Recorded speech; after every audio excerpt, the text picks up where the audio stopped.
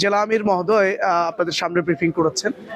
একটা বিষয় আপনাদেরকে আমরা জানাতে চাই, সেটি হলো আমরা আজকে মূলত কয়েকটা বিষয় নিয়ে উদ্বিগ্নতার সাথে মূলত আমরা জেলা রিটার্নিং কর্মকর্তা, আমাদের জেলা ডিসি মহোদয়, জেলা প্রশাসক মহোদয়ের কাছে আমরা যাই। তার মধ্যে একটা বিষয় ছিল, আপনারা জানেন যে নির্বাচন পরিচালনার সাথে ওতপ্রোতভাবে যারা জড়িত, বিশেষ করে নির্বাচনের কেন্দ্রভিত্তিক যে প্রিজাইডিং অফিসার, সহকারী প্রিজাইডিং অফিসার এবং পুলিং অফিসার, তারা মূলত একটা কেন্দ্রের নির্বাচনটাকে পরিচালনা করে।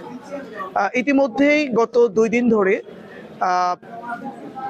সংশ্লিষ্ট কর্মকর্তার পক্ষ থেকে, সংশ্লিষ্ট নির্বাচনী পরিচালনার জায়গা থেকে মেসেজ গেছে কারা কারা আগামী 12ই ফেব্রুয়ারি নির্বাচন পরিচালনার সাথে সংশ্লিষ্ট কেন্দ্রে দায়িত্ব পালন করবেন।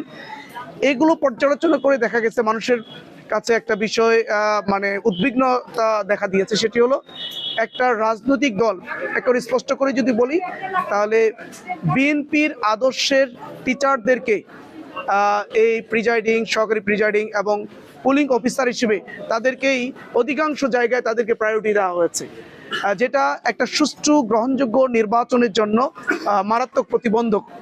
এজন্য আমরা রিটার্নিং কর্মকর্তা, জেলা প্রশাসক মহোদয়ের কাছে আমরা বলেছি বিষয়টা সুষ্ঠু তদন্ত সাপেক্ষে যেন এই বিষয়টা পুনর্বিবেচনা করা হয়। মানুষের আস্থা ফিরিয়ে নিয়ে আসার জন্য নির্বাচনের ব্যাপারে এটা অত্যন্ত গুরুত্বপূর্ণ। এই জন্য এই বিষয়টা আমরা বলেছি এবং জেলা প্রশাসক মহোদয়, রিটার্নিং কর্মকর্তা মহোদয়, উনি আমাদেরকে আশ্বস্ত করেছেন আমাদের এই অভিযোগগুলো ইতিমধ্যে ওনার কাছেও এসেছে, উনি এগুলো খতিয়ে দেখছেন, তদন্ত করছেন, তদন্ত সাপেক্ষে এগুলোর ব্যাপারে সুষ্ঠু ব্যবস্থা তিনি গ্রহণ করবেন ইনশাআল্লাহ।